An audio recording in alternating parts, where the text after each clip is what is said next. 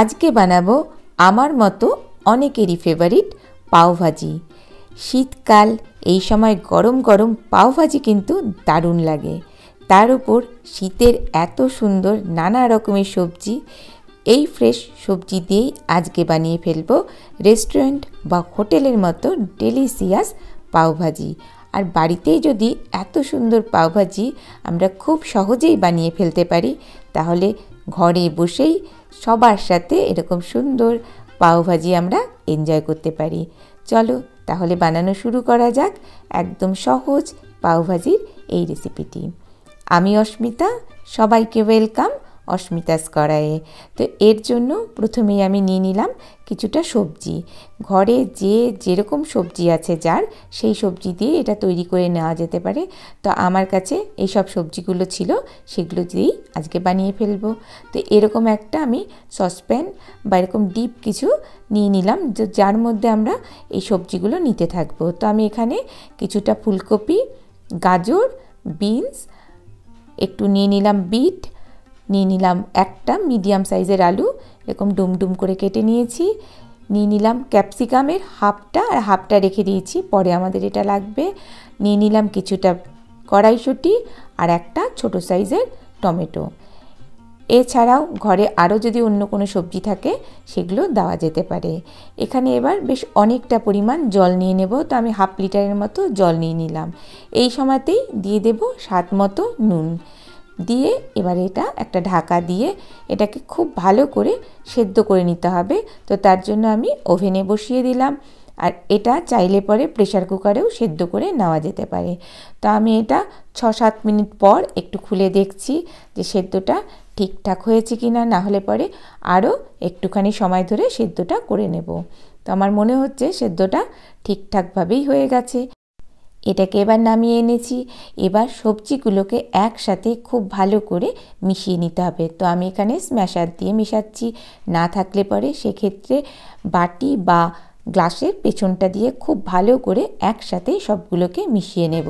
তো এবার এটা মোটামুটি আমার মেশানো হয়ে গেছে।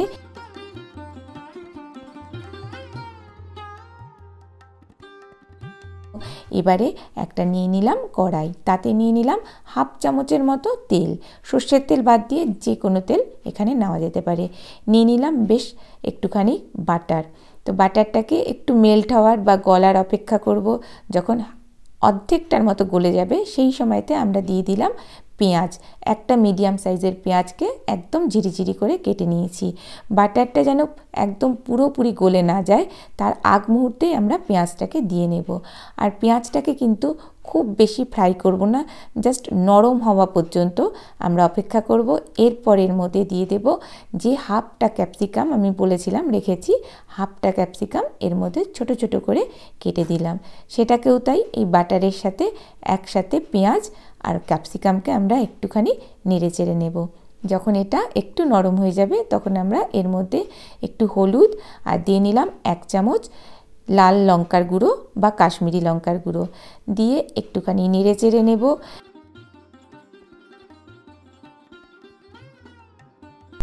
এরপর এতে দিয়ে নেব বেশ অনেকটা পরিমাণ পাওভাজি মশলা। পাওভাজি মশলা কিন্তু এখানে দিতেই হবে। তো আমি 1.5 চামচের মতো পাওভাজি মশলা দিয়ে দিলাম। এই মশলাটাতেই পাওভাজির আসল টেস্টটা কিন্তু আসে, কাজে এই মশলাটাকে কিন্তু স্কিপ করা যাবে না। আর তাছাড়া পাওভাজি মশলা তো এখন আমাদের পাড়ার দোকানগুলোতেও খুব ইজিলি পাওয়া যায়। তো এটাকে একটুখানি কষিয়ে নেব। তো যখন দেখব না তেল ছাড়তে শুরু করেছে, ঠিক সেই সময়তে আমরা যে সবজিগুলো সেদ্ধ করে রেখেছিলাম সেই সেদ্ধ করা সবজি এখন এর মধ্যে দিয়ে দেব। দিয়ে এটাকে খুব ভালো করে একসাথে মিশিয়ে নেব। আর আমরা দেখতেই পাচ্ছি খুব ন্যাচারালভাবে একটা সুন্দর রেড কালারটা চলে এসছে বা লাল রঙটা এসেছে। এর কারণ আমরা এর মধ্যে বিট দিয়েছি।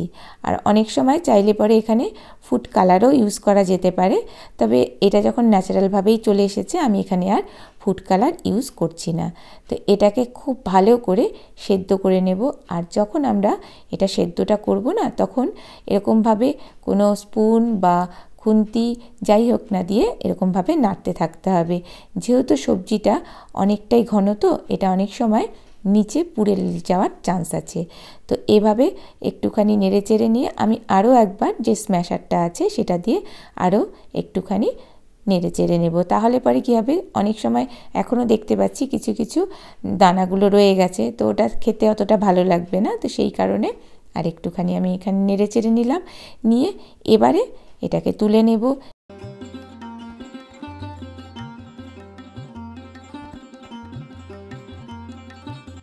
এবারে নিয়ে নিলাম 1 চামচের মতো কাসুরি মেথি। তো কাসুরি মেথিটাকে একটু হাতে ডলে তারপরে এর উপরে দিয়ে দেব। কাসুরি মেথি যদি না থাকে কোনো অসুবিধে নেই, এটা একদম স্কিপ করা যেতে পারে। এটা জাস্ট গন্ধের জন্য আমি এখানে দিয়ে নিলাম। আর এরপর একটুখানি এটাকে নেড়ে চেড়ে নিয়ে দিয়ে দেব অনেকটা পরিমাণ ধনেপাতা। তো ধনেপাতাটাও তাই, যদি কারো গন্ধ অপছন্দ হয় তাহলে সেটা স্কিপ করা যেতে পারে। তো এবার আমরা ওভেনটাকে একদম অফ করে দেব। এটা একদম প্রায় আমাদের তৈরি হয়ে গেছে। এই অবস্থাতে আমরা এটাকে নামিয়ে নেব।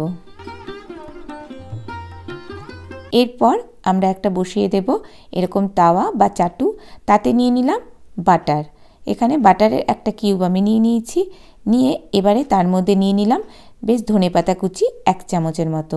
ধনেপাতাটাকে এরকমই বাটারের মধ্যে একটুখানি আগে নেড়ে চেড়ে নেব। এরপর যে পাওগুলো আছে সেগুলোকে আমি মাঝখান থেকে একটুখানি কেটে নিয়েছি।